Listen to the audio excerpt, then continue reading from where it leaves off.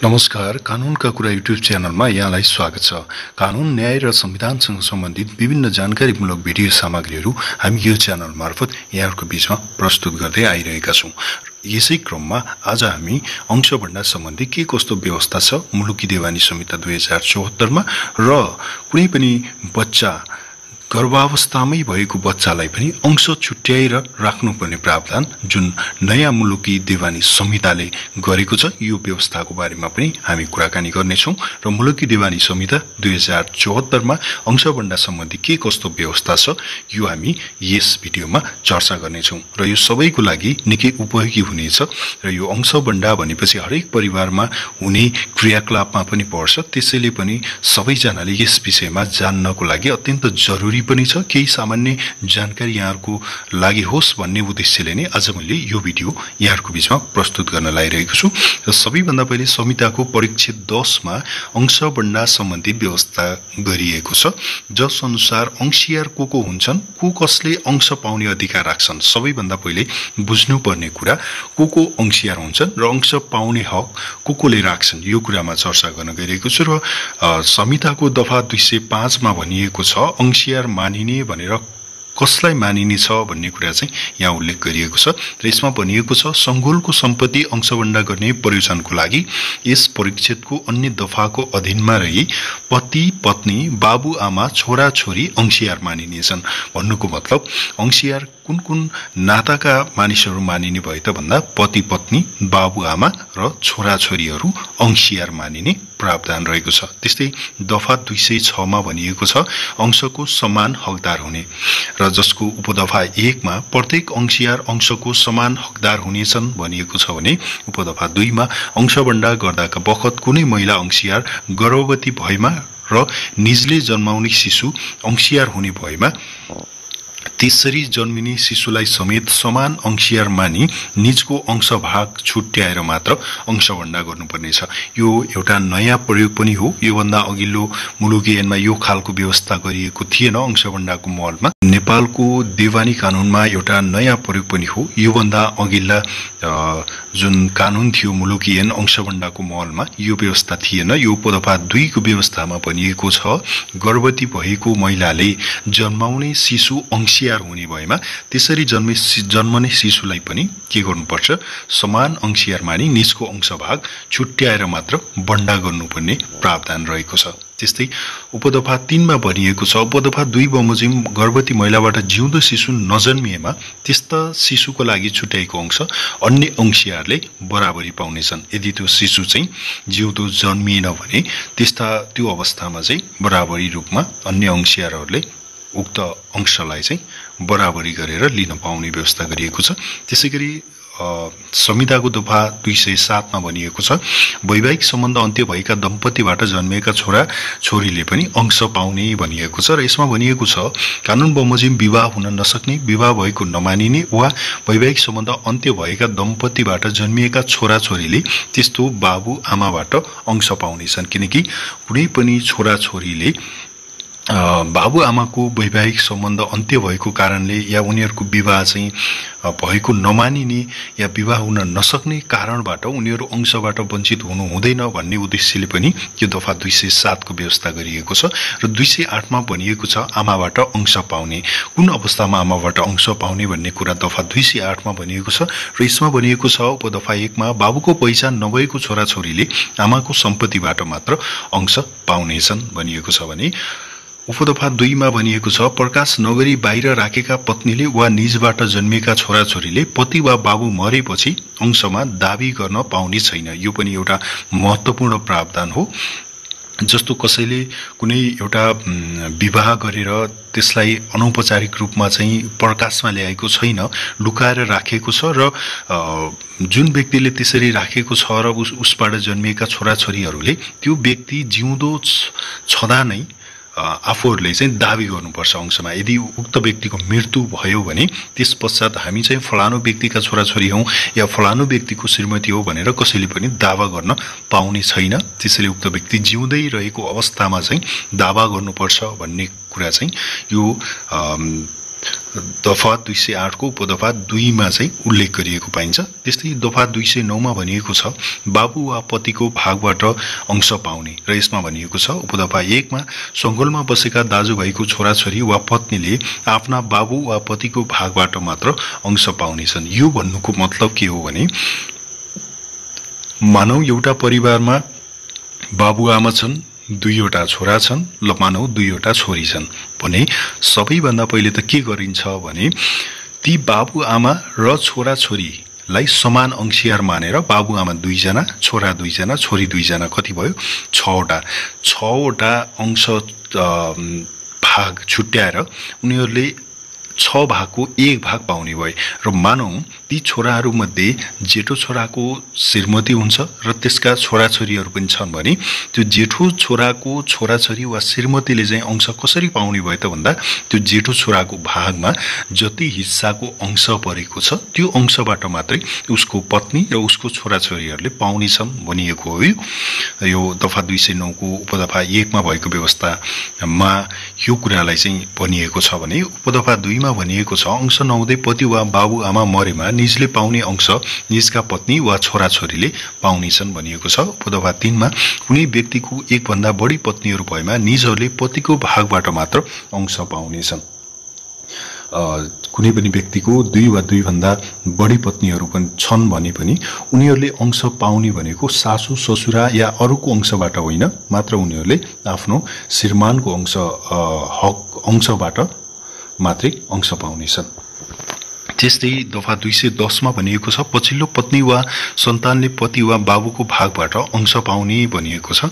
उपदफा 1 मा यसलाई थप व्याख्या गरिएको छ र भनिएको छ कुनै व्यक्तिले पत्नी छोरा छोरीसँग अंशवण्डा गरी भिन्न भएपछि वा त्यसरी भिन्न भएकोसँग आफ्नो अंश मिलाई सँगै बसेको अवस्थामा अर्को विवाह गरेमा वा त्यसरी विवाह गरेकी पत्नीबाट छोराछोरी जन्मिएमा त्यस्ता पत्नी वा छोराछोरीले पति वा बाबुको अंश भागबाट मात्र अंश पाउनेछन्। यो भन्नुको मतलब अंशवण्डा भइसकेपछि जन्मिएका छोराछोरीहरू छन् भने र जुन अंशियार हुन्छन् भने उनीहरूले चाहिँ आफ्नो बाबुको अंशबाट मात्रै अंश पाउने व्यवस्था गरिएको छ भने उपदफा 2 मा भनिएको छ यस परिच्छेदमा अन्यत्र जुनसुकै कुरा लेखिएको भए तापनि पत्नी जीवित हुने कुनै व्यक्तिले अंश नहुँदै अर्को विवाह गरेमा अन्य अंशियारको अंश भाग छुट्याई आफूले पाउने अंश भागबाट त्यसरी विवाह गर्ने महिलालाई अंश दिनुपर्नेछ। त्यो पनि समान अंशियार हुँदैन अरु जस्तै र यसमा के हुन्छ भने पछि विवाह गर्छ अंश नहुँदै अर्को विवाह गर्यो भने उसले पाउने आफ्नो अंश भागबाट मात्रै पछि विवाह गरेको पत्नीलाई अंश दिनुपर्नेछ भनिएको। त्यस्तै कुन अवस्थामा अंश लिन पाइन्छ भन्ने छ त्यो दफा 211 मा अंश लिन सक्ने भनेर भनिएको छ र उपदफा 1 मा भनिएको छ संगोलको सम्पत्ति भएका पति पत्नी बाबु आमा छोरा छोरीले पत्नी पति छोरा छोरी बाबु र आमालाई आफ्नो इज्जत आमद अनुसार खाना लाउन दिन र आर्थिक हैसियत अनुसार शिक्षा र स्वास्थ्य उपचारको व्यवस्था गर्नुपर्नेछ भनिएको छ। यसरी त्यो दायित्व हो संगोलमा बसिसकेपछि छोरा छोरीले आमा बाबुले छोरा छोरीलाई यो खाना लाउन इज्जत आमद अनुसारको खाना लाउन र उचित शिक्षा स्वास्थ्यको उपचारको पनि व्यवस्था गर्नुपर्छ। र उपदफा 2 मा भनिएको छ उपदफा 1 बमोजिमको व्यवस्था पूरा गर्नुपर्ने दायित्व भएका व्यक्तिले त्यस्तो दायित्व पूरा नगरेमा अंशियारले आफ्नो अंशले भिन्न हुन सक्नेछ। यदि उचित पालन पोषण भएन या आर्थिक हैसियत अनुसारको शिक्षा स्वास्थ्य उपचारको व्यवस्था गरिएन भने त्यो गर्नुपर्ने पक्षले गरेन दायित्व आफ्नो निर्वाह गरेन भने अंशियार भएको व्यक्तिले आफ्नो भागको अंशले छुट्टी भिन्न हुन सक्छ भनिएको छ। त्यस्तै दफा 212 मा भनिएको छ जहिले सुकै पनि भिन्न हुन सक्ने कुन अवस्थामा जहिले सुकै भिन्न हुन सकिन्छ भन्ने कुरा यहाँ उल्लेख गरेको छ र उपदफा 1 मा भनिएको छ अंशियारहरू बीच आपसी सहमति भएमा निजहरू जहिले सुकै पनि अंशले भिन्न हुन सक्नेछन्। जहिले सुकै पनि उनीहरूको आपसी समझदारीमा अब अंश लिएर छुट्टा छुट्टी बस्नुपर्छ भन्ने यदि सहमति भयो भने अंशियारहरूको बीचमा उनीहरू जहिले पनि छुट्टिएर बस्न सक्छन् आफ्नो अंश भाग लिएर।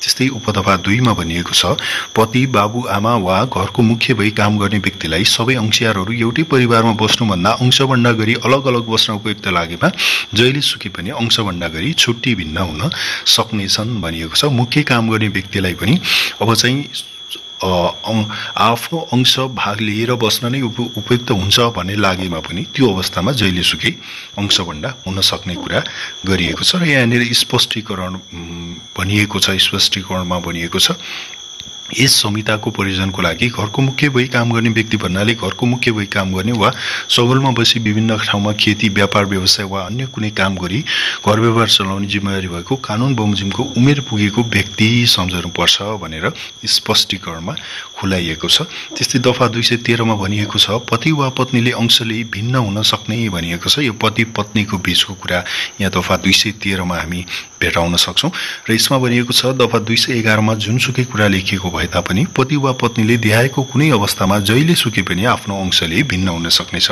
त्यो अवस्था के हो त? क मा भनिएको छ पति वा पत्नीले पत्नी वा पतिलाई घरबाट निकाला गरिदिएमा र अर्को एउटा ख मा व्यवस्था छ पति वा पत्नीले पत्नी वा पतिलाई शारीरिक वा मानसिक यातना दिएमा। यसरी यातना दिएमा या घरबाट निकाला गरिदिएमा पति वा पत्नीले चाहिँ आफ्नो अंशले भिन्न भएर बस्न सक्ने व्यवस्था समेत यस दफामा गरिएको पाइन्छ। त्यस्तै दफा 214 मा भनिएको छ विधवाले अंशले भिन्न हुन सक्ने। यस परिच्छेदमा अन्यत्र जुनसुकै कुरा लेखिएको भए तापनि विधवाले जहिलेसुकै आफ्नो अंशले भिन्न हुन सक्नेछ। यदि विधवा छ भने उसले आफ्नो भागको अंश लिएर जहिलेसुकै पनि भिन्न हुन सक्ने व्यवस्था गरिएको छ र विधवाले अर्को विवाह गरेमा के हुन्छ भन्ने कुरा चाहिँ यो उपदफा 2 मा व्यवस्था गरिएको छ। र उपदफा 2 मा भनिएको छ विधवाले अर्को विवाह गरेमा निजले अंश बापत पाएको सम्पत्ति त्यस्तै विधवाको अघिल्लो पतितर्फका छोराछोरी भएमा त्यस्ता छोराछोरी र नभएमा निज आफैले लिन पाउने व्यवस्था गरिएको छ। त्यसैले विधवाले चाहिँ यदि अर्को विवाह गर्यो भने पनि छोराछोरी छ भने छोराछोरीलाई दिनुपर्नेछ र नभएमा चाहिँ आफै लिन पाउने भन्ने व्यवस्था राखिएको छ।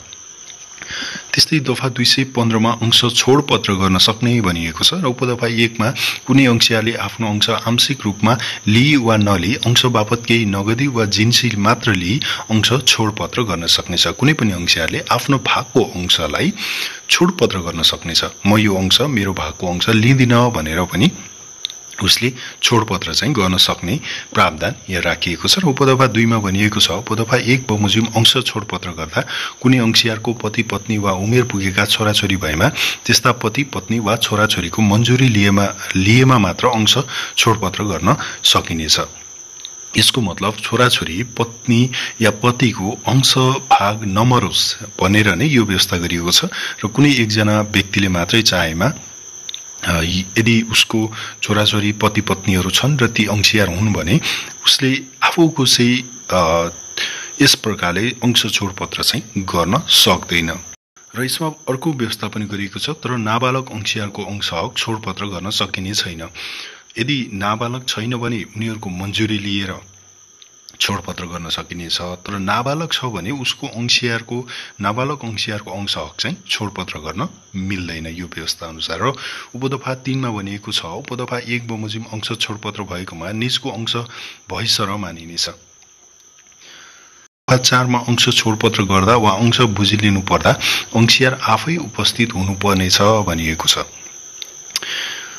तर निज उपस्थित हुन नसकेमा त्यस प्रयोजनको लागि निजले कानुन बमोजिम अधिकृत वारिस नियुक्त गर्नुपर्नेछ। साधारण वारिसले यस प्रकारको काम गर्न सक्दैन या त आफू उपस्थित हुनुपर्छ। यदि आफू उपस्थित हुन सक्ने अवस्था छैन भने कानुन बमोजिमको अधिकृत वारिस नियुक्त गर्नुपर्ने व्यवस्था गरिएको छ। त्यस्तै दफा 216 मा अंशबण्डा गर्नुपर्ने भनिएको छ र यसमा उपदफा 1 मा भनेको छ संगोलको सम्पत्ति अंशबण्डा गर्दा यस परीक्षितको अधीनमा रही अंशियारहरू बीच लिखित रूपमा बण्डा पत्र गर्नुपर्नेछ। हामी प्राय देख्छौं गाउँघरमा अंशबण्डा गर्दाखेरि लिखित रूपमा नभएको पनि हुन सक्छ, बण्डा पत्र तयार गरेर अंशबण्डा नभएको हुन सक्छ। यदि यस्तो भएको अवस्थामा लिखित रूपमा चाहिँ बण्डा पत्र गरिएन भने त्यो पछि चाहिँ समस्या हुन्छ। त्यसैले पनि अंशबण्डा गर्नुपर्दा चाहिँ अंशियारहरूको बीचमा लिखित रूपमै अंशबण्डा गर्नुपर्नेछ। र उपदफा 2 मा भनिएको छ उपदफा 1 बमोजिम अंशबण्डा गर्दा संगोलको सम्पत्ति र संगोलको ऋण घटी बढी नहुने गरी बण्डा गर्नुपर्नेछ। सम्पत्ति र ऋणलाई चाहिँ बराबर बण्डा गर्नुपर्ने व्यवस्था यसले गरेको छ। र स्पष्टीकरणमा भनिएको छ यस परीक्षितको प्रयोजनको लागि संगोलको ऋण भन्नाले घरको मुख्य भई काम गर्ने व्यक्ति वा सबै अंशियारले सहमति गरेको वा सङ्गोलमा बसी विभिन्न ठाउँमा घर, खेती, व्यापार वा अन्य कुनै काम गर्ने उमेर पुगेका व्यक्तिले लिएको ऋण वा गरेको व्यवहार वा सङ्गोलका उमेर पुगेका अन्य व्यक्तिले गरेको व्यवहारमा त्यस्ता व्यक्तिको लिखित सहमति भएको कारोबारमा लागेको ऋण सम्झनुपर्छ। त्यसैले सङ्गोलको ऋण भन्नाले कुनै एउटा व्यक्तिले लिएर आफू खुसी भोग चलन गरेको अवस्था छ भने त्यसलाई सङ्गोलको ऋण नमान्न सक्छ। त्यसैले पनि यो ती अंशियार पुगेका व्यक्तिहरूको बीचमा लिखित सहमति भएको कारोबार छ भने त्यस्तो अवस्थामा लागेको ऋणलाई चाहिँ सङ्गोलको ऋण सम्झनुपर्छ भनेर यहाँ थप व्याख्या गरिएको पाइन्छ। र उपदफा 3 मा भनिएको छ, अंशबन्डा गर्दा असल कमसल मिलाई अंशियारको मन्जुरी बमोजिम र त्यसरी मन्जुरी हुन नसकेमा गोला हाली बन्डा गर्नुपर्नेछ। कहिलेकाहीँ कतापट्टिको कसलाई भन्ने विवाद पनि हुन सक्छ। यी अवस्थामा मन्जुरी भयो भने अंशियारको मन्जुरी अनुसार नै हुने भयो। यदि त्यसो हुन नसकेमा गोला हाली बन्डा गर्नुपर्ने व्यवस्था चाहिँ गरिएको छ भने उपदफा 4 मा अंशबन्डा गर्दा कुनै सम्पत्तिमा विवाद परेमा त्यस्तो विवाद समाप्त भएपछि मात्र अंशबन्डा गर्नुपर्ने छ भनिएको छ। तर त्यस्तो विवाद समाधान हुन धेरै समय लाग्ने भएमा विवाद परेको सम्पत्ति बाँकी राखी अन्य सम्पत्ति भने बन्डा गर्न सकिने व्यवस्था छ। त्यस्तै दफा 217 मा अंशबन्डाको लिखतमा खुलाउनु पर्ने कुराहरू भनेर उल्लेख गरिएको छ र यी कुराहरू चाहिँ खुलाइएको हुनुपर्छ अंशबन्डा गर्दाखेरि अंशबन्डाको लिखतमा, जसमा कमा चाहिँ अंशियारहरूको नाम, थर, उमेर, ठेगाना तथा आमा बाबु र बाजे बजेको नाम, 3 पुस्ते नाम, थर, ठेगाना, उमेर पनि खुलाउनु पर्ने रहेछ। त्यस्तै अर्को अंशियारहरूले पाउने सम्पत्ति कुन सम्पत्ति पाउने हो त्यो कुरा उल्लेख गर्नुपर्ने। त्यस्तै अंशियारको नाममा कुनै ऋण धन परेको भए त्यस्तो ऋण धनको रकम उल्लेख गर्नुपर्ने र बन्डा गर्दा कुनै अंशियार अन्य अंशियारसँग बस्ने भए, सँगै बस्ने भए सो कुरा उल्लेख गर्नुपर्ने र बन्डा गर्नुपर्ने सम्पत्ति कुनै अंशियारले नलुकाए वा नछिपाएको कुरा चाहिँ उल्लेख गर्नुपर्ने छ भने बाबु आमा वा पति पत्नीको शेषपछि कुनै सम्पत्ति कुनै अंशियारले मात्र पाउने भए त्यसको विवरण समेत उल्लेख गर्नुपर्छ। त्यस्तै कुनै अंशियारको अंश कसैको जिम्मामा रहने भए सो कुरा पनि उल्लेख गर्नुपर्छ लगायतका अन्य आवश्यक कुराहरू उल्लेख गरेर अंशबन्डाको लिखत तयार गर्नुपर्छ। त्यस्तै यो दफा 235 मा हदम्याद सम्बन्धी कुरा गरिएको छ र यस परिच्छेद बमोजिम भइ गरेको काम कारबाहीबाट मर्का पर्ने व्यक्तिले ब्याज बमोजिम नालिस गर्न सक्नेछ भनिएको छ। यो हदम्याद भनेको चाहिँ यो कानुनले तोकेको म्याद हो र यो म्यादभित्रमै यदि हामीले नालिस गरेन भने त्यस पछाडि चाहिँ नालिस गर्न पाइँदैन। त्यसैले यो अत्यन्त महत्त्वपूर्ण हुन्छ हदम्यादको कुरा। र यसमा कमा भनिएको छ, अंशबन्डा नै नभएको वा अंशबन्डा हुँदा गोसवाराको लिखत भएको र लिखत भए पनि हिसाब गरी दुवै पक्षले भोग गरेकोमा जहिले सुकै पनि नालिस गर्न सकिनेछ। यसमा कुनै हदम्यादको छैन, हदम्यादको व्यवस्था गरिएको छैन। खमा भनिएको छ, अंशबन्डामा चित्त नबुझेमा त्यस्तो बन्डा भएको मितिले 3 महिनाभित्र, मानौ अंशबन्डा भयो तर कुनै पक्षलाई चित्त बुझेन भने उसले 3 महिनाभित्रमा नालिस गरिसक्नुपर्नेछ। त्यस्तै गोमा सम्पत्ति लुकाए वा छिपाएको सम्बन्धमा अंशियारको जीवनकाल रहेसम्म, जस्तो कहिलेकाहीँ अंशबन्डा गर्दाखेरि कुनै एउटा व्यक्तिले कुनै एउटा अंशियारले आफ्नो सङ्गोलको सम्पत्तिबाट किनेको कुनै घर जग्गा जमिन लुकाएको पनि हुन सक्छ। त्यो अवस्था यदि त्यस्तो पछि फेला पर्यो भने त्यो अंशियार जीवित रहेसम्म नै नालिस गर्न पाइने व्यवस्था गरिएको छ भने खण्ड घमा खण्ड क, ख, ग र ग मा लेखिदिए बाहेक अन्य अवस्थामा त्यस्तो काम कारबाही भइ गरेको मितिले 6 महिनाभित्र नालिस गर्नुपर्ने छ भनिएको छ। र यस प्रकारको नालिस गर्नु पर्यो भने हामीले चाहिँ कुनै सिधै जिल्ला अदालतमा गएर हामीले नालिस गर्न सक्छौं र फिराद पत्र दायर गर्न सकिनेछ। र यो चाहिँ मुलुकी देवानी संहिता 2074 मा भएको व्यवस्था हामीले आज चर्चा गर्यौं। अंशबन्डा सम्बन्धी के कस्तो व्यवस्था गरिएको छ भनेर आज हामी यहाँहरुको बीचमा चर्चा गरेका थियौं। यस्तै अन्य जानकारीमूलक भिडियो तपाई हेर्न चाहनुहुन्छ र कानुन र न्याय त्यस्तै संविधानसँग सम्बन्धित तपाईका पनि केही जिज्ञासाहरू छन् भने कमेन्ट गर्न सक्नुहुनेछ र हामी ती विषयवस्तुहरुमा पनि नेपालको वर्तमान कानुनी व्यवस्था अनुसार के छ व्यवस्था ती विषयमा थप भिडियोहरू राख्दै जानेछौं। र तपाई हाम्रो यो च्यानलमा नयाँ हुनुहुन्छ र अहिलेसम्म सब्स्क्राइब गर्नुभएको छैन भने कृपया च्यानल सब्स्क्राइब गर्नुहोला। भिडियो मन पर्यो भने लाइक कमेन्ट र शेयर गर्न पनि नबिर्नु होला भन्दै फेरि अर्को भिडियोमा हाम्रो भेट हुने नै छ। तबसम्मका लागि बिदा माग्छु। नमस्कार।